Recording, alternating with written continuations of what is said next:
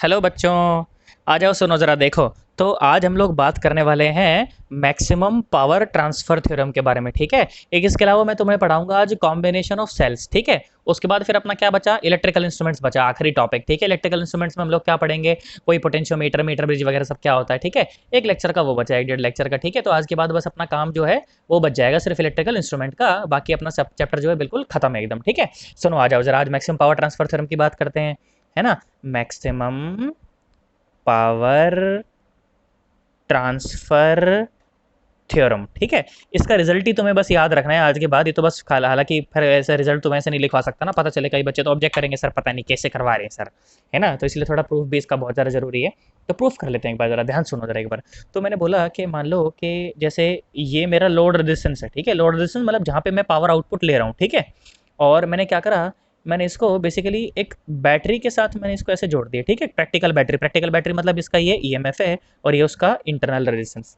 बात समझ आई ना, कोई घबराहट तो नहीं मन के अंदर। अच्छा भाई, ये रहा, अपन ने इसके साथ इसको ऐसे कनेक्ट कर दिया, ठीक भाई। ये मेरा लोड रेजिस्टेंस है, ये क्या है, मेरा लोड रेजिस्टेंस है। तो ऑब्वियसली इसके अंदर यहाँ से कोई करंट बहना शुरू हो जाएगा, है ना। कोई करंट बहना शुरू हो जाएगा। मैंने बोला चलो मान लो भैया कि आई करंट इसके अंदर ऐसे बह रहा है, ऐसे बह रहा है सर्किट के अंदर, है ना। ऐसे बह रहा होगा आई करंट, बह रहा होगा कि नहीं बह रहा होगा, है ना। अच्छा, तो ये जो पावर मिल रही है मुझे, यहाँ पर जो पावर मिलेगी, यहाँ पर जो मिलेगी वो मेरी आउटपुट पावर कहलाएगी। क्या कहलाएगी, आउटपुट पावर कहलाएगी। और वो किसके बराबर होगी, वो होगी आई स्क्वायर आर के बराबर। किसके बराबर होगी, आई स्क्वायर आर के बराबर। पावर याद है ना, कल तुमको फॉर्मूला बताया था पिछली वाली वीडियो में, वी आई कह लो, आई स्क्वायर आर कह लो, वी स्क्वायर बाय आर कह लो, बात तो एक ही है। तो मैंने बोला कि भैया यहाँ पर जो पावर अपनी आने वाली है वो इतनी आने वाली है। अच्छा, सर्किट के अंदर करंट कितना आएगा बेटा, तो ध्यान से देख, सर्किट के अंदर करंट कितना आएगा। अब तो तुम ओरली कर सकते हो ना। सर्किट के अंदर करंट आएगा E by R plus R, this will be the current in the circuit. समझ आ गया ना तुम्हें कैसे लिखा मैंने। अरे हाँ ना, तो बोल दो, आया है कि नहीं आया है ना। E is equal to I into R plus R ऐसे लिखा होगा तुमने, लूप लो लगाओगे तो I will be equal to E by R plus R. अच्छा, तो देखो पावर आउटपुट क्या मिली, पावर क्या मिली तुमको, पावर मिली आई स्क्वायर मतलब कि E square by R plus R का होल स्क्वायर और साथ में R, this will be the power, this will be the power. अब बेटा मेरा क्या काम है ना, मैं चाहता हूँ कि इस लोड रेजिस्टेंस को वेरी करा करा के बेसिकली इसकी एक ऐसी वैल्यू निकालूं जिसके अक्रॉस मुझे पावर आउटपुट मैक्सिमम मिल जाए, है ना। मैक्सिमम पावर ट्रांसफर थ्योरम, कि इस बैटरी से जितनी ज़्यादा से ज़्यादा पावर निकाली जा सकती है उतनी पावर मैं यहाँ पर निकाल सकूँ। तो बेसिकली मैं पावर को मैक्सिमम करना चाहता हूँ। मैं क्या करना चाहता हूँ, पावर को मैक्सिमम करना चाहता हूँ। लोड रेजिस्टेंस ऐसा लगाया भाई, बैटरी तो फिक्स है ना, अरे बैटरी तो फिक्स है, सर्किट में क्या चेंज कर सकते हो आप, लोड ही तो चेंज कर सकते हो। तो लोड बेसिकली कितना हो कि उसके कॉरस्पॉन्डिंग पावर कैसी हो जाए, मैक्सिमम हो जाए। क्या हो जाए बेटा, पावर मैक्सिमम हो जाए, है ना। तो अपन क्या करना चाहते हैं, we want power to be maximum, we want power to be maximum. याद है मैक्सिमम करने के लिए क्या करते हैं, किसी क्वांटिटी को उसको एक बार डिफरेंशिएट करते हैं और जीरो के इक्वल पुट कर देते हैं। तो मैं पावर को आउटपुट रेजिस्टेंस के कोरस्पॉन्डिंग मैक्सिमम करना चाहता हूँ, DP by D R calculate करना चाहता हूँ। तो DP by D R calculate करूंगा, इसको जीरो के इक्वल पुट कर दूंगा, यहाँ से जो भी पी की वैल्यू आएगी वो मैक्सिमम पावर के कॉरस्पॉन्डिंग होगी, है ना। यहाँ से जो भी आर की वैल्यू आएगी उस आर के कॉरस्पॉन्डिंग अपने को पावर जो है वो मैक्सिमम मिलेगी। अच्छा भाई, तो DP by D R calculate करते हैं, ध्यान से देखो। तो मैं क्या करता हूँ ना, अब देखो वैसे तो यू बाई वी रूल लगाया जा सकता है कि नीचे भी आ रहा है ऊपर भी आ रहा है, मैं इसको यू इंटू वी से भी कर सकता हूँ। तो ध्यान से देख, तो ये इसी तरह की टर्म है, कैसी है, ई स्क्वायर बाय, देखो ध्यान से देखो, तो one by R plus R का होल स्क्वायर और इंटू आर। नॉन मेडिकल वाले बच्चे ज्यादा अच्छे समझ पाएंगे, हालांकि मेडिकल वालों को भी आना चाहिए क्योंकि मैं डिफरेंशिएशन तो मैं अच्छा पढ़ाया है यार, है ना। अब ध्यान से देखो, तो ये क्वांटिटी क्या है, ये क्वांटिटी है यू, ये क्वांटिटी क्या है यू, और ये क्वांटिटी क्या है वी। तो चाहे तो यू इंटू वी से कर लो, चाहे तो यू बाई वी से कर लो, भैया मर्जी है तुम्हारी, ठीक है भैया मर्जी है तुम्हारी। तुम चाहते हो यू बाई वी से करना तो लो, मैं यू बाई वी से कर देता हूँ, है ना। तुम चाहो यू इंटू वी से करना तो यू इंटू वी से कर लो, बस बेसिकली डिफरेंशिएशन कैलकुलेट करना है अपने को, ज्यादा चर्चा की कोई आवश्यकता भी नहीं है, ठीक है। अच्छा ध्यान से देखो, तो क्या है ये डीपी बाय डी आर मैंने से लिखा, ठीक है। और बेटा देख ध्यान से देख, ई स्क्वायर तो है कांस्टेंट, तुम मान लो वी स्क्वायर ऐसे करना चाहो यू बाई वी से, तो आर प्लस आर का होल स्क्वायर, स्क्वायर आता था ना, तो ये वी स्क्वायर नीचे एज इट इज, तो ये हो गया आर प्लस आर का स्क्वायर, ये वी एज इट इज, और इसका differentiation one minus minus minus minus, ध्यान से देख। तो बेटा अब आर एज इट इज और इसका differentiation two into R plus R into R का फिर वन हो जाएगा, है ना। इसको क्या करेंगे, जीरो के इक्वल पुट कर देंगे, इसको क्या करेंगे, जीरो के इक्वल पुट कर देंगे। और जब आप इसे सॉल्व कर लेंगे तो क्या मिलेगा, क्या मिलेगा आपको, मिलेगा R is equal to R. क्या मिलेगा आपको, आर इज इक्वल टू, यार कर सकते हो कि नहीं कर सकते हो, देखिए पूरी की पूरी गई उधर जीरो हो गई, ई स्क्वायर जीरो हो गया, यहाँ क्या बचा, आर प्लस आर का whole square is equal to 2 R into R plus R ने आर प्लस आर को मार दिया, तो आर प्लस यही तो बचेगा यार, ध्यान से देखो क्या बचेगा, ये R plus R will be equal to 2 R, will be equal to 2 R, उधर चला जाएगा तो R will be equal to R, इतना शॉर्टकट तो मैं मार सकता हूँ ना। तो यहाँ से मैंने क्या देखा, क्या मैंने पाया, तुमको रिजल्ट से मतलब होना चाहिए, क्या रिजल्ट मैंने पाया, मैंने ये रिजल्ट पाया बेटा यहाँ से कि इफ, ध्यान से देखना आप जरा, if load resistance, if load resistance is equal to, ये लाइन तुमको याद होनी चाहिए, is equal to the internal resistance of the battery, internal resistance of the battery, of the battery, then we get the maximum power output, maximum power output across the load resistance, across the load resistance। I hope तुम्हें बात समझ आ गई होगी, है ना। Battery के internal resistance, battery के internal resistance के बराबर अगर आपका लोड रेजिस्टेंस हो जाएगा तो उस समय जो पावर यहाँ पर आएगी that will be the maximum power, that will be the maximum power. तो इस केस में मैक्सिमम पावर क्या है, इस केस में मैक्सिमम पावर है ई स्क्वायर इंटू छोटा आर, ई स्क्वायर इंटू छोटा आर डिवाइड बाय छोटा आर प्लस छोटा आर, तो 2 छोटा आर का स्क्वायर तो 4 आर का स्क्वायर, तो जो पावर आएगी वो मैक्सिमम पावर कहलाएगी। क्या तुम्हें मेरी बात समझ आ गई, पक्की बात एकदम, सोच लो। चलो आ जाओ ढंग से, एक बार इसको अच्छे ढंग से नोट करो, उसके बाद फिर मैं चर्चा को आगे बढ़ाता हूँ। देखो बेटा आओ सुनो, जरा एक फालतू सवाल कराता हूँ, देखो तुम्हें फालतू नहीं है सवाल, अच्छा है वैसे, पर तुम्हें कंसेप्ट पता है इसलिए तुम्हारे लिए फालतू है ना। ध्यान से देखो, इस तरह के सवाल बहुत पूछेगा जेई में, ठीक है, पर है लल्लू सवाल एकदम। क्या सवाल बोला, बोला ऐसे सवाल है, रेजिस्टेंस सर्किट है, देखो इस तरह का एक सर्किट दिया हुआ है, टुचू टुचू टुचू, ऐसे ऐसे टुचू टुचू टुचू टुचू, ऐसे एक सर्किट दिया हुआ है मान लो, ठीक है। और क्या किया हुआ है, इस सर्किट को फिर एक बैटरी से कनेक्ट कर दिया, ठीक है। ये एक प्रैक्टिकल बैटरी है जिसका लोड रेजिस्टेंस तुम लोगों को दे दिया गया है। ऑब्वियसली जब मैक्सिमम पावर ट्रांसफर थ्योरम जब तुमसे करवाएगा ना तो वो ईएमएफ और ये सब तुमको देगा, है ना, नहीं तो फिर करना ही पॉसिबल नहीं है ना। तो ये 10 वोल्ट की बोला उसने बैटरी है, बोला ये 3 ओम उसका इंटरनल रेजिस्टेंस है, और बोला 1 ओम का चलो मान लो ये रेजिस्टेंस है, बोला 6 ओम का ये रेजिस्टेंस है, बोला x ओम का ये रेजिस्टेंस है, ठीक है। अब सवाल क्या पूछा, सवाल ये पूछा कि find x, find x to get maximum power, to get maximum power across the load, across the load। अब यहाँ पर लोड क्या है, यहाँ पर बेटा ये पूरा का पूरा लोड है ना। बैटरी के अलावा जो भी सर्किट है वो क्या है, बैटरी के ऊपर लोड ही तो है, वो क्या है, बैटरी के ऊपर लोड ही तो है, ये पूरा का पूरा लोड है ना। अच्छा तो ये लोड मुझे पता है कि अगर मैक्सिमम पावर अगर मुझे चाहिए तो जो लोड है ना वो किसके बराबर होना चाहिए, वो बैटरी के इंटरनल रेजिस्टेंस के बराबर होना चाहिए। इसका मतलब कि 1 plus 6x divided by 6 plus x should be equal to 3। आया तो है ही नहीं तुम्हें, क्या मेरी बात समझ आ रही है। ध्यान से देखिए, सीरीज में दो पैरेलल में यार R1 into R2 divide by R1 plus R2, यार आना तो बोल दे यार, मेरी बात समझ आई है कि नहीं आई, है ना। ध्यान से देख, तो क्या मिला, 6x divided by 6 plus x is equal to 2। ध्यान से देखो, तो 6x इज इक्वल टू 6 दूनी 12 प्लस 2x, ये आया 4x इज इक्वल टू 12, तो x should be equal to 3, x should be equal to 3, मतलब कि x जो है वो 3 ओम का होना चाहिए to get the maximum power across the load, ठीक है। अब इस तरह के बहुत सारे कॉम्बिनेशन बना के तुमसे सवाल करवाए जा सकते हैं, पर तुम्हें क्लियर यही सिर्फ बात होनी चाहिए कि जो लोड रेजिस्टेंस है that should be equal to the resistance of the battery to get the maximum power across the load, ठीक है। कंसेप्ट सिर्फ इतना सही है ना। अब सवाल तो कितने भी करवाए जा सकते हैं सीरीज पैरेलल खिला के, और वो सब मैं तुम्हें अच्छे से खिला चुका हूँ भली भांति, है ना, उसमें कोई दिक्कत वाली बात है नहीं, है ना। आओ सुनो एक और बात करते हैं तुम्हारे साथ, बढ़िया बढ़िया। इसमें बच्चे का जानते हो कभी कभी मिसकंसेप्शन भी हो जाता है, तो वो मिसकंसेप्शन भी मैं आपको बताऊंगा कि बच्चे का किस तरह से होता है, तो अपने को वो होना नहीं चाहिए, ठीक है। कैसे, देखो एक छोटी सी चर्चा करते हैं आप लोगों के साथ। देखो सुनो, क्या हेडिंग बनाएंगे अपन के, चर्चा ऑन एफिशिएंसी, चर्चा ऑन एफिशिएंसी एंड पावर, चर्चा ऑन एफिशिएंसी एंड पावर। अच्छा भाई, एफिशिएंसी और मैक्सिमम पावर जो भी कहना चाहता हूँ मैं, एफिशिएंसी और पावर के ऊपर बात करेंगे। अब ध्यान से सुनो जरा एक बार, देखो एक अच्छी सी बात मैं तुम्हें बताता हूँ।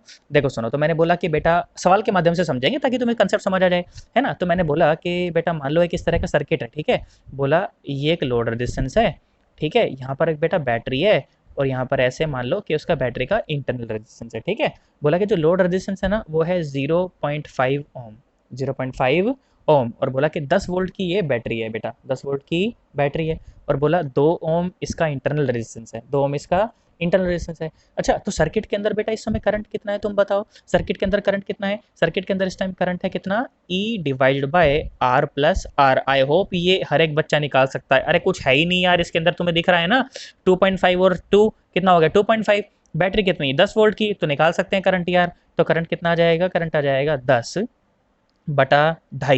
10/2, ढाई मतलब 5/2, ढाई मतलब 5/2, तो कितना आया ये, कितना आया, इज इक्वल टू 10 × 2/5, 5×2 = 10, 4 एम्पियर। मतलब कि सर्किट में इस समय जो बेटा करंट बह रहा है वो 4 एम्पियर का करंट बह रहा है। कितना बह रहा है, 4 एम्पियर का करंट बह रहा है। अच्छा इस समय तुम, अच्छा देखो ध्यान से देखो, ध्यान से देखो, तो मतलब कि ये जो करंट है ना, ये करंट चू टू चू टू चू टू चू टू चू टू चू, ये जो करंट है ना, ये करंट है कितना बेटा, 4 एम्पियर। कितना करंट है ये, 4 एम्पियर। इसमें परेशान होने की कोई आवश्यकता नहीं है। अच्छा भाई बहुत बढ़िया। तो 4 एम्पियर का करंट है और 10 वोल्ट की बैटरी, तो power across the battery, power across the battery को बेटा इनपुट पावर भी कहते हैं। क्या कहते हैं, input power. Power across the battery को क्या कहेंगे, इनपुट पावर, मतलब कि VI। और VI कितना है वो बोला, कितना है, कितना है 10 चौके 40, तो 40 वाट, कितनी 40 वाट। अच्छा ऐसा है, हाँ भाई ऐसा है। फिर क्या बोला, आउटपुट पावर, आउटपुट पावर तो लोड में मिलेगी ना, आउटपुट पावर कहाँ मिलेगी, लोड में मिलेगी ना। तो आउटपुट पावर क्या है बेटा, सुनो सुनो सुनो गौर से दुनिया वालों, आउटपुट कितना, I²R, क्योंकि रेजिस्टेंस की बात हो रही है इसलिए मैं I²R का इस्तेमाल कर रहा हूँ। तो कितना आया, 4 चौके 16 इंटू 0.5, तो ये हुआ 8 वोट, ये हुआ 8 वोट। अच्छा input power 40 vote, output power 8 vote, मतलब पावर जनरेशन तो हो रहा है 40 वोट का और मिल रही है बाहर 8 वोट। तो एफिशिएंसी कितनी हुई, देखो जरा एफिशिएंसी को कैसे डिफाइन करते हैं। Efficiency is defined as power output by power input, है ना। परसेंटेज एफिशिएंसी कह लो, एफिशिएंसी तो सिर्फ इतनी सी हो गई, ठीक है। और परसेंटेज एफिशिएंसी की बात करें तो 100 से मल्टीप्लाई कर देंगे, है ना। ईटा से दिखा रहा हूं मैं उसको यहाँ पर। तो कितना हुआ, पावर आउटपुट कितनी है बेटा, ये है 8, और इनपुट पावर कितनी है 40, और ये हुआ देखो ऊपर 100 ऐसे, ठीक है। तो कितना हुआ, कितना हुआ, 8 पंजे 40, 5 दूनी 10, तो 20%, कितनी आई 20%। एफिशिएंसी सर्किट की सिर्फ 20%। अरे बहुत रद्दी सर्किट है। तो कैसा सर्किट है ये, बहुत ज्यादा रद्दी सर्किट है एकदम ही, है ना। सुनो सर्किट में थोड़ा सा बदलाव करूंगा आप, ठीक है। पहला हिस्सा तुम्हें समझ आया, एकदम पक्की बात है। और एफिशिएंसी याद रखना कितनी आ रही है, 20%। कितनी आ रही है बेटा, 20%, ठीक है। अब जरा एक बार इसको नोट करो, फिर मैं चर्चा को आगे बढ़ाऊंगा, ठीक है। करो जरा एक बार बेटा, देखो सुनो चर्चा को आगे बढ़ाता हूँ। तुम्हें याद है पहले जो लोड रेजिस्टेंस था वो कितना था 0.5, और अपना जो बैटरी का जो रेजिस्टेंस था वो कितना था 2 ओम। मतलब कि जो आउटपुट जो रेजिस्टेंस था, जो लोड रेजिस्टेंस था, वो बैटरी के रेजिस्टेंस से बिल्कुल कम था, है ना। तो अपने को आउटपुट कितनी मिल रही थी, 20% की आउटपुट मिल रही थी, है ना। एफिशिएंसी 20% की मिल रही थी। अब देखो मैंने क्या करा, सर्किट में थोड़ा सा मॉडिफिकेशन करा। देखो ये दूसरा सर्किट बना रहा हूँ मैं, ठीक है। तुम्हें समझाने के लिए अब मैं ये दूसरा सर्किट बना रहा हूँ। अच्छा भाई बहुत बढ़िया। फिर से बैटरी, टीचू टीचू टीचू, उसका लोड रेजिस्टेंस, इसका ये छोटा इंटरनल रेजिस्टेंस। इंटरनल रेजिस्टेंस कितना था बेटा, 2 ओम था ना। और बैटरी कितने की थी, 10 वोल्ट की थी। बैटरी थी 10 वोल्ट की, है ना। और सुनो अब मैं क्या करता हूँ, अब मैंने लोड रेजिस्टेंस को थोड़ा सा बढ़ाया और अब मैंने उसको इसके इंटरनल रेजिस्टेंस के बराबर कर दिया। अब इस समय जो पावर मिलेगी हमें पता है ना, वो मैक्सिमम पावर होने वाली है। अच्छा सुनो जरा ध्यान से, तो पहले करंट निकालते हैं सर्किट के अंदर। तो सर्किट के अंदर कितना आया करंट, करंट आया 10/4। करंट के अंदर, सर्किट के अंदर करंट कितना आया 10/4। समझ आया ना तुम्हें 10/4 कैसे लिखा मैंने, क्या कैसे लिख दो 5/2, या फिर क्या लिख दो 2.5 एम्पियर, क्या लिख दो 2.5 एम्पियर। अच्छा तो इतना लिख दिया। अच्छा भाई इतना करंट सर्किट के अंदर बह रहा है 5/2, ऐसा बह रहा है, ऐसा बह रहा है, ऐसा बह रहा है, ऐसा बह रहा है, ऐसा ऐसा ऐसा। अच्छा भाई ये करंट आई बह रहा है कितना 2.5 एम्पियर। तो बेटा इस समय जो इनपुट पावर है, इनपुट पावर कितनी V/I, कितना है वो 10, कितना है वो बेटा 10 इंटू करंट, करंट कितना 5/2। तो इस समय पावर इनपुट कैसी है, इनपुट पावर है 2 5 10 25 वाट। इनपुट पावर कितनी है बेटा इस समय 25 वाट। और जो आउटपुट पावर है, और जो आउटपुट पावर है, आउटपुट पावर क्या है I² इंटू R। तो I कितना है, I है 5/2 उसका स्क्वायर, 25/4 इंटू 2, 25/4 इंटू 2, ये कितना आया 12.5 ना।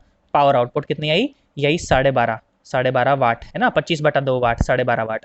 तो इस समय एफिशिएंसी कितनी है, एफिशिएंसी देखो, एफिशिएंसी परसेंटेज एफिशिएंसी निकाल लेते हैं। तो क्या होती है वो P out by P in into 100। तो कितना हुआ 25/2 इंटू 25 और इंटू 100। 25 ने 25 को मार दिया, तो एफिशिएंसी कितनी आई 50%। एफिशिएंसी कितनी आई 50%। अब ध्यान से देखना, एफिशिएंसी आ रही है 50%, और जो आउटपुट पावर आ रही है, आउटपुट पावर है बेटा 12.5 वाट। आउटपुट पावर कितनी है? 12.5 वाट। ये 12.5 what is the maximum power which you can get. The 12.5 what is the maximum power which you can get across this load resistance. पक्की बात है एकदम, सोच ले। अब ध्यान से देख, एक केस में क्या हुआ कि जो आउटपुट रेजिस्टेंस है ना, ये जो लोड रेजिस्टेंस है ना, ये बैटरी से मैंने कम लिया था, बैटरी के इंटरनल रेजिस्टेंस से कम लिया था। एक में मैंने बराबर ले लिया, एक में मैं इसको ज्यादा लेके तुम्हें दिखाता हूँ कि देखो कैलकुलेशन किस प्रकार की होती है। ठीक है, अब मैं क्या करूंगा कि इस लोड रेजिस्टेंस को मैं ज्यादा ले लूंगा बैटरी के रेजिस्टेंस से, फिर तुम्हें दिखाता हूँ देखो क्या हुआ है ना। तुम बताओ क्या होना चाहिए, देखो एफिशिएंसी बताओ, घटेगी बढ़ेगी, पावर आउटपुट बताओ घटेगा कि बढ़ेगा, है ना। देखो जरा सुनो, अब तुम्हें मजा आएगा, देखना।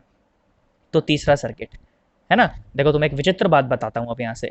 देखो तो ये तीसरा सर्किट है, और मैंने बोला कि मान लो ये वही बैटरी, और बिल्कुल वही मैंने सिर्फ बैटरी को फिक्स रखा है, मैंने बैटरी को मैंने क्या करा है, फिक्स रखा है, इंटैक्ट रखा है एकदम बिल्कुल, है ना। और लोड रेजिस्टेंस को बार बार चेंज कर रहा हूँ। अब मैंने उसको बढ़ा के 3 ओम कर दिया। कितना कर दिया बेटा? 3 ओम कर दिया। इस समय मुझे बताओ सर्किट के अंदर करंट कितना है? सर्किट के अंदर करंट है 10/5, मतलब 2 एम्पियर का करंट है। कितना है? 2 एम्पियर का करंट है। मतलब कि इसके अंदर जो करंट बह रिया है, हिया हिया हिया और हिया जो करंट बह रिया है, वो कितना है? 2 एम्पियर है। कितना है वो? 2 एम्पियर है बेटा। तो इनपुट जो पावर है वो कितनी है? वो है 10 गुणा 2, मतलब के 20 वाट। कितनी है वो बेटा? 20 वाट। और जो आउटपुट पावर है वो कितनी है? आई स्क्वायर इंटू आर, मतलब 4 इंटू 3, कितनी? 12 वाट। कितनी आई बेटा? 12 वाट, है ना। और एफिशिएंसी कितनी आई? एफिशिएंसी होती है परसेंटेज एफिशिएंसी कितनी? P out by P in into 100, मतलब के 12/20 इंटू 100, 20 पंजे 100, एफिशिएंसी आई 60%। है ये कैसे? ये कैसे सर? आपने बोला था सर कि मैक्सिमम पावर सर उसी के क्रॉस निकलती है सर जब आर उससे बड़ा होता है। सर एफिशिएंसी तो सर बढ़ रही है सर, ऐसे कैसे सर? ये तो सर गड़बड़ हो गई सर, मतलब ये कैसे? बेटा सुनो जरा ध्यान से सुनो। तो एफिशिएंसी और पावर, एफिशिएंसी और आउटपुट पावर, बेसिकली एफिशिएंसी और आउटपुट पावर बेटा they are entirely different thing, they are entirely different thing. बच्चा कंफ्यूज कर देता है कि आउटपुट पावर बढ़ेगी, आउटपुट पावर भाई ऐसा कुछ भी हो सकता है, ये सब बिल्कुल आपस में रिलेटेड है। आपस में रिलेटेड बिल्कुल भी नहीं है बेटा। एफिशिएंसी तो तुम देखो आप 100% भी कर सकते हो, 99.99% भी कर सकते हो। आप क्या करो, इस तीनों की वजह 100 रख दो, यहाँ पर क्या रख दो? 100 रख दो। आप देखो पावर आउटपुट बढ़, आपकी एफिशिएंसी बढ़ जाएगी भाई साहब, 90% हो जाएगी एफिशिएंसी। पर पावर देख तो आउटपुट पावर देख डिक्रीज कर गई। आउटपुट पावर कभी भी 12.5 से ज्यादा आनी पॉसिबल नहीं है। पिछले वाले केस में भी 12.5 से कम थी, इस वाले केस में भी 12.5 से कम है ना। तो आउटपुट पावर मैक्सिमम नहीं निकाल सकते आप। आउटपुट पावर तो मैक्सिमम जब R is equal to R हो जाएगा ना, उसी समय निकलेगा। एफिशिएंसी और मैक्सिमम पावर का, आउटपुट पावर का कोई लेना देना नहीं है। तो वो तुमसे ग्राफ भी बनवा लेना, तो बेटा ग्राफ ऐसा बनता है, सुनो ये ग्राफ बहुत बार पूछे गए, देखो नीट में भी पूछे गए और जेई में भी पूछे गए। बोला गया कि आउटपुट पावर का और लोड रेजिस्टेंस का, आउटपुट पावर का और लोड रेजिस्टेंस का ग्राफ बनाए। तो भैया आउटपुट पावर का और लोड रेजिस्टेंस का जो ग्राफ होता है ना बेटा, ऐसा होता है। कैसा होता है? देखो ऐसा होता है, ऐसा ऐसा, ठीक है, ऐसा। और ये मैक्सिमम पीक मुझे कब मिलेगी? जब मेरा लोड रेजिस्टेंस बैटरी के इंटरनल रेजिस्टेंस के बराबर हो जाएगा। ठीक है, पक्की बात एकदम। इसी तरह से अगर मुझसे कोई अगर एफिशिएंसी का ग्राफ निकलवा ले, तो तुम्हें समझ आया है ना क्यों मैक्सिमम मिला? देख 12.5 उसके बाद फिर घट गई, उससे पहले भी देखो घट गई थी, है ना। तो मैक्सिमम मुझे यहाँ मिली। और एफिशिएंसी तो जैसे जैसे आप लोड रेजिस्टेंस बढ़ाते चले जाओगे, आपको 100 की तरफ टेंड होती वो नजर आएगी। मतलब ये एफिशिएंसी और ये लोड रेजिस्टेंस। तो लोड रेजिस्टेंस और एफिशिएंसी देखो बेटा इस तरह का ग्राफ होता है। किस तरह का? इस तरह का। ये फाइनली कितनी वैल्यू अचीव कर लेती है? 99.9999% ऐसे अचीव कर लेती है। ठीक है, और 50% एफिशिएंसी कहाँ मिलती है? तुम बताओ। अभी बताया था 50% एफिशिएंसी, इसीलिए लिया था मैंने जानबूझ के ये, है ना। When R is equal to, जब आर हो जाएगा तो उस समय अपने को 50% एफिशिएंसी मिलेगी। कितनी एफिशिएंसी मिलेगी बेटा जी? 50% एफिशिएंसी मिलेगी। ठीक है, तो ये क्या हुआ? ये एफिशिएंसी का और लोड रेजिस्टेंस का ग्राफ हो गया, ये आउटपुट पावर का और लोड रेजिस्टेंस का ग्राफ हो गया। ठीक है, तो यहाँ पे अपनी ये चर्चा जो है समाप्त होती है। ठीक है, और बात क्या बताई, पते की बात क्या बताई कि भैया मैक्सिमम पावर तभी मिलेगी जब लोड रेजिस्टेंस और बैटरी का इंटरनल रेजिस्टेंस दोनों बराबर हो जाएंगे। इसमें कोई शंका किसी प्रकार की नहीं है। ठीक है, चलो एक बार तुम अब इसको अच्छे से नोट करो। अब एक नई चर्चा प्रारंभ करते हैं। ठीक है, करो जरा।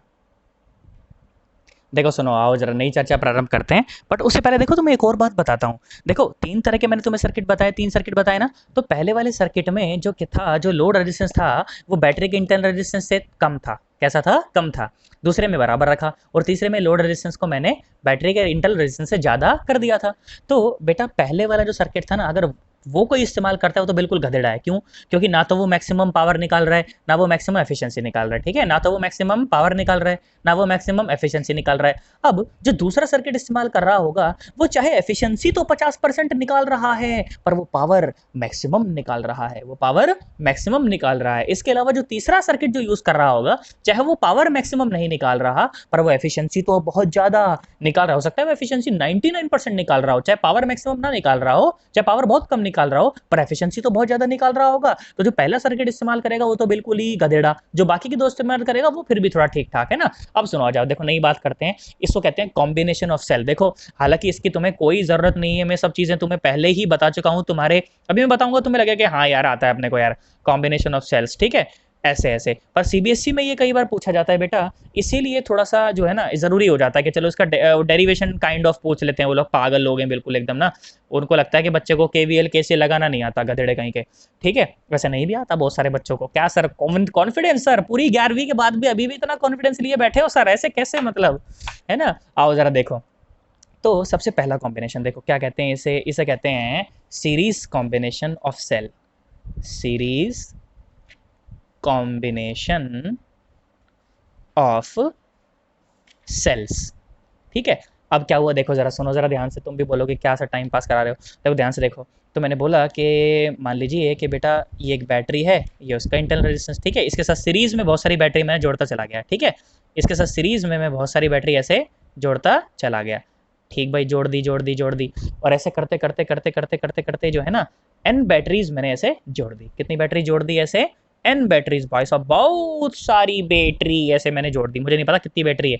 ठीक है, और एक लोड के अक्रॉस उसको ऐसे लगा दिया। ठीक है, एक लोड के अक्रॉस बहुत सारी बैटरी थी, किसी लोड के अक्रॉस लगा दिया, टीवी पंखा फ्रिज जो भी है। ठीक है, उसके अक्रॉस अपन ने लगा दिया। तो बोला कि इसका इक्विवेलेंट सर्किट बताओ, मतलब बताओ क्या होगा। ये बोला कि जैसे ये मान लो E1 है, ये बोला ये ऐसे E2 है, बोला ऐसे ये E3 है, उसकी बात कर रहा हूँ मैं, सबके EMF की बात कर रहा हूँ। ऐसे बोला कि E4 है, ऐसे करते करते बोला कि मान लो EN है कुछ भी। ठीक है, ऐसे है ना। और ये उसकी इंटरनल रेजिस्टेंस दे दिया कि बोला इसका रेजिस्टेंस मान लो R1 है, इसका इंटरनल रेजिस्टेंस R2 है, इसका इंटरनल रेजिस्टेंस R3 है, इसका मान लो R4 है, ऐसे करते करते Rn।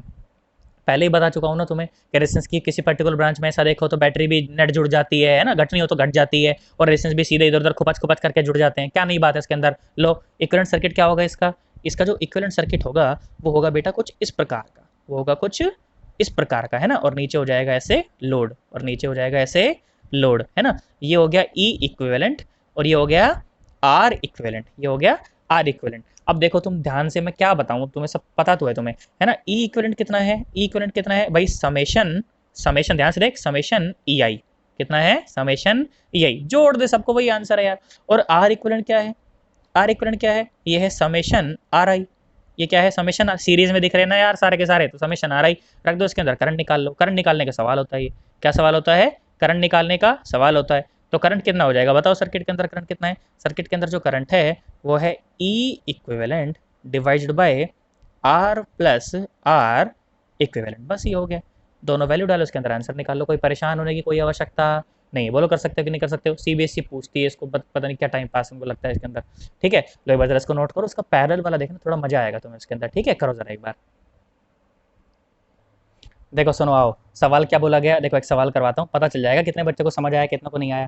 देखो सवाल क्या बोला गया, सवाल बोला गया कि N identical batteries, N identical batteries, N identical batteries connected in series, connected in series, connected in series.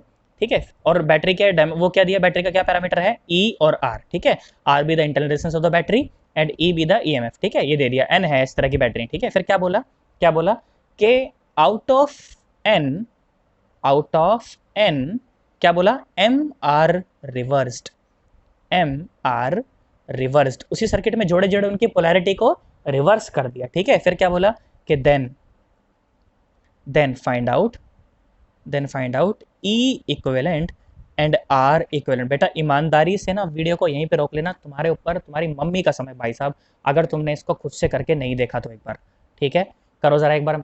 मैं अज्यूम कर रहा हूँ कि तुमने वीडियो को यहीं पे स्टॉप किया था और तुमने करने का ट्राई ज़रूर किया है ना। तो देखो ज़रा आंसर क्या आएगा, मैं तो सीधा आंसर लिख देता हूँ क्योंकि मुझे पता है कि तुमने निकाल लिया होगा, कई सारे बच्चों ने। आंसर देखो ये आएगा क्या, n-2m टाइम्स ई, और आर इक्विवेलेंट पर कोई प्रभाव ही नहीं पड़ेगा, वो तो क्या हो जाएगा एन आर हो जाएगा, वो तो क्या हो जाएगा एन आर। सर ये आपने सर ऐसा कैसे लिखा सर, ध्यान से देखिए एक एग्जांपल से समझाता हूँ। ठीक है मैंने बोला चल 4 बैटरी है, मैंने क्या बोला चल 4 बैटरी है, ठीक है इस तरह से मैंने बैटरी को ऐसे जोड़ा हुआ है, ठीक है 4 बैटरी को ऐसे मैंने जोड़ा हुआ है, ठीक है। अब तू मुझे एक बात बता, अगर 4 में से एक को रिवर्स कर दूं, ठीक है सबकी ईएमएफ ई है, सबकी ईएमएफ कितनी है ई है, तो शुरू में तो कितनी है 4 ही, 4 बैटरी है तो शुरू में कितनी है 4 ही, है ना शुरू में कितनी है 4 ही। एक रिवर्स कर दूं, देख सुन एक अगर रिवर्स कर दूं, टुचू टुचू टुचू टुचू, रिवर्स कर दी एक मैंने क्या कर दी रिवर्स कर दी, ठीक है ये रिवर्स कर दी, ठीक है ये रिवर्स कर दी, तो ये ई ये ई ये ई और ये ई। अब तू ध्यान से देख, अब तू ध्यान से देख, तो ये ई और ये ई एक दूसरे को मार देंगे भाई, ये वाली बैट ध्यान से देख मार देंगे नहीं मार देंगे, इनका नेट क्या जाएगा 0, तो बचा कितना 4 ई, बचा कितना 2 ई, बचा कितना 2 ई। क्या तुम्हें मेरी बात समझ आई। तो अगर आप एक को रिवर्स करते हो ना तो उसका दुगना प्रभाव जाता है वो, क्योंकि अपने साथ एक और वाली बैटरी को खत्म कर देता है, तो जब आपने m को रिवर्स किया तो वो m और पर प्रभाव डालेगा, तो 2m खत्म हो जाएंगी, तो नई कितनी बचेगी n-2m बाई n-2m इंटू ई। अब ध्यान से देख 4 और 1 रख के रख लो उसके अंदर, तो 4 - 1 तो 4 2 2 ई, देख 2 ई आंसर आ रहा है, तो देख बिल्कुल मैच करा दिया है ना। और इंटरनल रेजिस्टेंस यहाँ पर मैंने बनाया नहीं, पर तुम इंटरनल रेजिस्टेंस बना लो, आगे बना लो पीछे बना लो, कोई फर्क नहीं पड़ने वाला। तो इंटरनल रेजिस्टेंस तो कितना रहेगा एनआर ही रहेगा, कितना रहेगा एनआर ही रहेगा। जेई में पूछा गया था सवाल, आना चाहिए तुम्हें, है ना अच्छा सवाल है। आओ सुनो जरा ध्यान से देखो, तो एक और चीज़ पढ़ते हैं आप, उसको कहते हैं पैरेलल ग्रुपिंग ऑफ सेल्स। क्या कहते हैं उसको, पैरेलल ग्रुपिंग ऑफ सेल्स, ठीक है पैरेलल ग्रुपिंग, स्पेलिंग गलत लिख दी पर चलो कोई नहीं तुम समझ जाना, पैरेलल ग्रुपिंग ऑफ सेल्स। हाँ, सही बताऊं तो मैंने इसकी ज़रूरत ही नहीं है यार, देखो बताऊं क्यों ज़रूरत नहीं है, पर फिर भी सीबीएसई वाले पूछते हैं इसलिए तुम्हें करा रहा हूँ, हालांकि तुम्हें कोई ज़रूरत नहीं है इसकी। सुनो कैसे कैसे कैसे, देख मैं बताता हूँ, ऐसे देखो टुचू टुचू टुचू टुचू टुचू टुचू टुचू टुचू, हालांकि वो एन बैटरी से करवाते हैं, अपन 2 से उसको प्रूव कर देंगे तो एन के लिए प्रूव हो जाएगा, है ना एन के लिए कर दूंगा मैं, तो टेंशन मत ले एकदम, ठीक है। तो मैंने बोला कि चलो मान लो इस तरह का सर्किट है, ठीक है बैटरी को क्या कर दिया अपन ने पैरेलली जोड़ रखा है, ठीक है 2 बैटरीज थी, मान लो ये बैटरी है E1, ये बैटरी है मान लो ऐसे E2, ये बैटरी है मान लो इसका रेजिस्टेंस है मान लो R1, इसका रेजिस्टेंस मान लो R2, और ये बाहर लोड अपन ने R, ठीक है। अब सवाल जानते हो क्या होता है, सवाल तो बस फाइनली यही है ना कि आपको इस लोड के अक्रॉस करंट बताना है भाई, तुमको उसमें यही तो बताया था मैंने, है ना यही तो कैलकुलेट करवाया था। ध्यान से देखो ध्यान से देखो, यहाँ देखो यहाँ सुनो, तो फाइनली क्या कैलकुलेट करवाया, लोड के क्रॉस करंट ही तो कैलकुलेट करवाया है ना, वही तो करना है। तो वो तो मैं यार ऐसे ही कर दूंगा ना, वो तो मैं ऐसे ही एक्स मान के कर दूंगा, मेरे को क्या जरूरत है इसकी, तू ध्यान से देख, तो ध्यान से देख मुझे जब अब जो मैं आगे पढ़ाऊंगा सच बताऊं तो मुझे इसकी जरूरत नहीं है क्या, तो ध्यान से देख कहीं भी एक जगह 0 मान के शुरू हो जा, मैंने कर लिया मैं तो यहाँ 0 मान लेता हूँ, तो यहाँ 0 माना तो यहाँ कितना आया E1 आया, यहाँ 0 माना तो यहाँ कितना आया E2 आया, आया कि नहीं आया, यहाँ आया E2। अच्छा ध्यान से देख मैंने बोला मान लो यहाँ से करंट अगर I बह रहा होगा तो यहाँ पर करंट क्या गया होगा I1 गया होगा, यहाँ करंट गया होगा I, यही तो होगा, और यहाँ से कितना करंट निकल जाएगा, यहाँ से करंट I बाहर निकल जाएगा, I करंट बाहर निकल जाएगा। अब ध्यान से देख कुछ भी कर लूँ मुझे यहाँ का पोटेंशियल पता नहीं चल रहा, तो एक्स मान ले यार, क्या मान ले एक्स मान ले, परेशान होने की कोई आवश्यकता नहीं। अब ध्यान से देख तो यहाँ 0 तो यहाँ 0, अब देख एक्स के ऊपर नोड लगा तो कितना आया, ध्यान से देखो, तो मुझे तो पता है कि I is equal to basically I1 plus I2, है ना यही तो पता है ना। ध्यान से देखो एक्स को अगर नोड मान लोगे तो क्या हो जाएगा, देख x minus E1 by R1 plus x minus E2 by R2, है ना, plus x minus 0 by R is equal to 0। X को अगर हायर पोटेंशियल मानोगे तो यही ऐसे तो करंट माना जाएगा एक्स से, है ना। अब देखो यहाँ से तुम बताओ एक्स आ जाएगा तो I1 I2 आ जाएंगे, I1 I2 अगर यही तो यही तो है, या I1 और I2 तो है, अगर एक्स आएगा तो I1 I2 आएगा तो इसमें करंट आ जाएगा। तो मुझे जो भी मैं अब आगे पढ़ाने वाला हूँ मुझे सच बताऊँ उसकी कोई आवश्यकता नहीं, पर वो तो ये सीबीएसई वाले फालतू टाइम पास सवाल पूछते हैं तो अपन करवा रहे हैं, ठीक है पक्की बात है। तो अब जो मैं पढ़ाने वाला हूँ उसको उसकी अपने को एज सच कोई आवश्यकता नहीं, उसके डेरिवेशन की अपने को एज सच कोई आवश्यकता नहीं, पर हाँ सीबीएसई के हिसाब से वो इंपॉर्टेंट है, सीबीएसई में उसका डेरिवेशन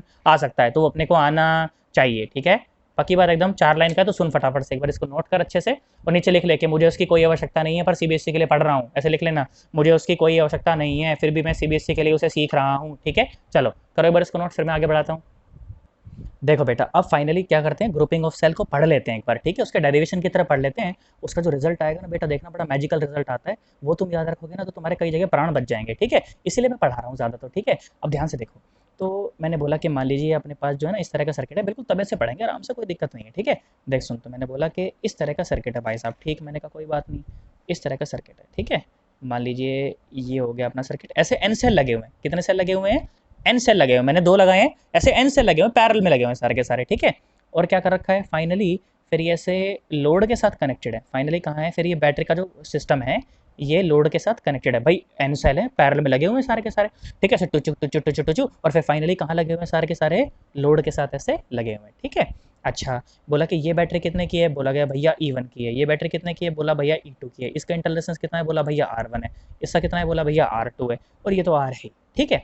अच्छा, ऐसा है, मैंने कहा ऐसा है, ठीक भाई। तो अब देखो ध्यान से देखो, तो बेसिकली है क्या, इनका, इसका E1 का, E2 का, फिर E3 4 E2 EN का, सबका मिलके बेसिकली क्या होगा, एक उसका E इक्विवेलेंट आएगा, क्या आएगा, उसका एक E इक्विवेलेंट आएगा। ऐसे ही R1 R2 R3 up to RN, उस सबका मिलके क्या आएगा, एक R इक्विवेलेंट आएगा, क्या आएगा, एक R इक्विवेलेंट आएगा भाई, इस सिस्टम का जितना भी होगा। और ये सारा का सारा सिस्टम कहाँ लग रहा है, ये सिस्टम लग रहा है R के साथ, ये सिस्टम लग रहा है R के साथ, लोड के साथ पैरेलल में, मतलब लोड के साथ ऐसे लगा हुआ है, ठीक है।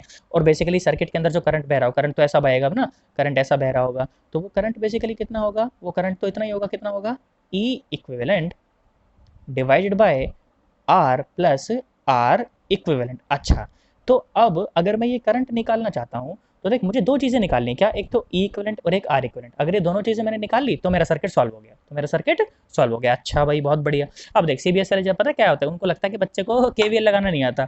अब देख ध्यान से देख, मैंने बोला कि मान ले ऐसे करंट तो ऐसे बहेगा ना, मैंने बोला यहाँ से बेटा मान ले कि करंट बह रहा है I1, ठीक है। तो यहाँ से गया I1, है ना, यहाँ से क्या करंट आ रहा है बेटा, मान लो I1, तो और यहाँ से करंट आ रहा है मान लो I2, यहाँ से करंट आ रहा है I2, है ना। तो यहाँ से अगर करंट I2 आ रहा है तो ये सब मिलके क्या हो जाएगा, I हो जाएगा, है ना। वही करंट I यहाँ गया, है ना, वही करंट I यहाँ गया, है ना, फिर वही करंट I यहाँ गया, फिर वही करंट I यहाँ गया, फिर यहाँ I1 और I2 में ऐसे बट गया। अब देख ध्यान से देख, तो मेरे पास दो सेल है ना, तो मैं दो इक्वेशन लिखूंगा। देखो मैं दो लूप कैसे बना रहा हूँ, सुनो जरा, देखो दो लूप कैसे बनाऊंगा। देख एक लूप मेरा बनेगा, देखो बाहर बाहर से एक लूप मेरा बनेगा ऐसा, ठीक है, एक लूप मेरा ऐसा बनेगा, ठीक है। अब ध्यान से सुनो कैसा लूप, मैं देखो E1 से लिखना शुरू कर रहा हूँ, तो करंट की डायरेक्शन में पॉजिटिव नेगेटिव लगाते हैं ना, तो देखो ये तो नेगेटिव है, ये तो पॉजिटिव है, करंट ऐसा बह रहा है ना, तो ये पॉजिटिव और ये नेगेटिव। अच्छा है, तो करंट ऐसा बह रहा है तो ये पॉजिटिव और ये नेगेटिव। अच्छा, यहाँ पर करंट कैसा है, ऐसा, तो ये नेगेटिव और ये पॉजिटिव और ये नेगेटिव हो गया। बस चलो, तो एक बाहरी लूप के लिए कंडीशन लिखो, एक बाहरी लूप के लिए इक्वेशन लिखो, तो क्या आया देख, यहाँ से शुरू करता हूँ। देख माइनस से प्लस तो मतलब राइज हुआ, तो कितना हुआ E1, कितना हुआ E1। अच्छा, फिर प्लस से माइनस तो ड्रॉप हुआ, ड्रॉप मतलब नेगेटिव, तो कैसा हुआ, माइनस का I1 और साथ में R1। ध्यान से सुनते जाना, फिर अब यहाँ मत घूम जाना, अंदर नहीं लगा रहा, यहाँ लगा रहा हूँ, बड़े वाले लूप में लगा रहा हूँ बाहर, ठीक है। तो ये हुआ, ये क्या हुआ, ये हुआ प्लस से माइनस ड्रॉप हुआ, तो माइनस का I into R that should be equal to zero. KVL यही तो कहता है कि भाई एक क्लोज लूप में जो टोटल वोल्टेजेस होती हैं वो कितनी होती हैं, जीरो होती है। मैंने कहा लिख दी भाई, ठीक, कोई बात नहीं। अच्छा भाई ठीक है, समझ आया मुझे। इसी प्रकार से देखो एक कंडीशन एक और लूप में कहाँ लगाता हूँ, देख एक लूप ये भी तो बन रहा है, देखो एक लूप ये भी तो बन रहा है ना, एक लूप ये भी तो बन रहा है ना, एक लूप ये रहा, ठीक है। पहला लूप ये बाहर वाला और दूसरा लूप ये अंदर वाला, तुम्हें समझ आ गई ना। देखो अब दूसरे लूप में अगर ये कंडीशन लगाऊं तो देख, फिर से यहीं से शुरू करता हूँ। देख माइनस से प्लस राइज हुआ ना, तो प्लस का E2, प्लस का E2, ठीक है। फिर देख प्लस से माइनस मतलब ड्रॉप, तो माइनस का I2 और इंटू में R2, और फिर यहाँ पर आ जाओ, तो ये हुआ कैसा, माइनस का I इंटू आर, है ना, माइनस का आई, भाई इसमें से करंट आई तो जा रहा है, R is equal to zero. अब देख बेटा ध्यान से देख, मैं इन दोनों इक्वेशन को थोड़ा थोड़ा मॉडिफाई करके लिख रहा हूँ। देख मैंने क्या करा, मैंने कहा इस पूरी वाली इक्वेशन को ना R1 से थ्रू आउट डिवाइड कर देते हैं। R1 से थ्रू आउट अगर अपन ने डिवाइड करा पहली इक्वेशन को, तो देख बेटा ये मिला, क्या मिला, E1 बाय छोटा R1 minus I1 minus I R by R1 is equal to zero, ठीक है।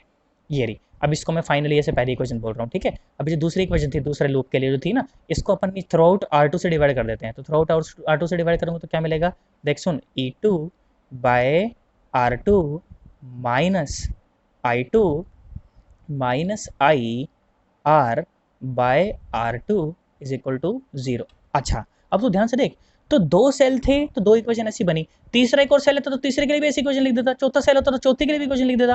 देख सुन, तो ऐसे में n के लिए इक्वेशन लिखूंगा, ठीक है, और फिर इन सबको अगर मैं जोड़ दूं, अब ध्यान सुनना बेटा, थोड़ा सा देखो, दिमाग का काम चल रहा है अब यहाँ पे, गधेड़ों का काम नहीं है अब यहाँ पे, ठीक है, दिमाग वाला काम है, अब सुनना जरा ध्यान से, ठीक है। तो अब देखो जरा ध्यान से देखो, तो इन सारे अगर n th, ऐसे मैंने n इक्वेशन लिखी, ऐसे मैंने कितनी इक्वेशन लिखी, n इक्वेशन लिखी, और उन n इक्वेशन को अगर मैं जोड़ूंगा, देखो ध्यान से देखो, अगर उन n इक्वेशंस को अगर मैं जोड़ूंगा तो देखो पहली टर्म क्या बनेगी, पहली टर्म बनेगी summation E I by R I, ठीक है, पहली इक्वेशन क्या, पहली टर्म क्या बनेगी, summation E I by R I, summation थोड़ा बड़ा बनाना चाहिए था पर चलो कोई बात नहीं। अब देखो दूसरी टर्म क्या बनेगी, आई one plus I two plus I three, सब मिलके क्या है, अबे आई तो है, तो दूसरी टर्म क्या बनी, माइनस आई, दूसरी टर्म क्या बनेगी, आई, ठीक है, यहाँ पर मैं लिख देता हूँ पर मैं कर क्या रहा हूँ, ठीक है, एडिंग द एन इक्वेशंस या एडिंग ऑल द इक्वेशंस, ठीक है, एडिंग ऑल द इक्वेशंस। बेटा मैं ऐसा अज्यूम कर रहा हूँ कि तुम्हें मेरा पढ़ाया हुआ सब यहाँ पर समझ आ रहा होगा, अगर किसी तरह के मन में कोई शंका हो तुम्हारे तो बेटा बार बार चाहे फ़ोन करके पूछ लेना, चाहे व्हाट्सएप पे पूछ लेना, बिल्कुल परेशान नहीं हो ना एकदम, ठीक है, परेशान तुम्हारे गुरुजी रह लेंगे, तुम्हें परेशान होने की कोई ज़रूरत नहीं है, ठीक है ना। आ जाओ सुनो देखो ध्यान से, तो क्या करा, ऐसे I one plus I two plus I three up to, ठीक है, तो सब माइनस आई आया। अच्छा फिर देख तीसरी टर्म को अगर मैं समेशन करूंगा तो देख आई और आर तो कांस्टेंट है, आई और आर तो कांस्टेंट है, तो माइनस का आई ही और आर तो आया कांस्टेंट, और क्या बचा, summation 1 by R I is equal to 0, is equal to 0, समझ आया। अब देख अगर यहाँ से मैं करंट निकाल, मुझे क्या क्या निकालना है, करंट ही तो निकालना है, देखो सुनो, तो करंट निकाला मैंने यहाँ से, तो देखो करंट कितना आया, करंट आया, देख सुन ध्यान से देखना मैं क्या लिख रहा हूँ, summation E I by R I divided by, ये हो गया 1 प्लस आर और समेशन 1 बाय आर इक्विवेलेंट। अच्छा देख ये करंट आ गया मेरा, ये क्या आ गया मेरा, करंट आ गया, ठीक है, ये आ गया मेरा करंट। अब मैं इसे अगर स्टैंडर्ड से कंपेयर करूं तो तू ध्यान से देख, तो बेटा यहाँ पर आर के साथ कुछ भी नहीं है ना, ध्यान से देख ले यार, यहाँ पर आर के साथ कुछ भी नहीं, यहाँ पर ये तो बैठा हुआ है, तो इसको इस फॉर्मेट में अरेंज करता हूँ ताकि मैं कंपेयर करके आंसर लिख सकूँ, तो उसके लिए मैंने क्या करा, मैंने कहा कि इस पूरा 1 बाय आर आई को ही कॉमन निकाल लेते हैं बाहर, ताकि इसके साथ कुछ भी ना बचे, है ना। तो देख कॉमन निकाला मैंने, ध्यान सुनना, जरा दिमाग वाला काम है, गजड़ो काम नहीं है, देख सुन, तो ये हुआ summation E I by R I divide by, मैंने इस पूरे टर्म को कॉमन निकाला, ठीक है, तो समेशन 1 बाय आर आई, और यहाँ 1 था तो ये 1 by summation 1 by R I, ठीक है, प्लस आर। अच्छा और अच्छा से करके लिख देता हूँ इसको, तो और अच्छे से करके लिखा तो क्या लिखा, यह एक summation E I by R I divided by summation 1 by R I, ठीक है, और divided by R plus 1 by, ध्यान से देख लो, आर 1 बाय, और ये क्या हुआ 1 बाय समेशन, क्या था, समेशन आर आई, ठीक है, हाँ ऐसा हो गया। क्या तुम्हें बात समझ आ गई, पक्की बात एकदम। अब देखो इसे स्टैंडर्ड से कंपेयर करो, ठीक है, स्टैंडर्ड से क्या करो, कंपेयर, बेटा एक बार इसको अच्छे से नोट कर लो, फिर मैं दूसरे पेज पर तुम्हें अच्छे से समझाता हूँ इसे, ठीक है, करो जरा एक बार नोट।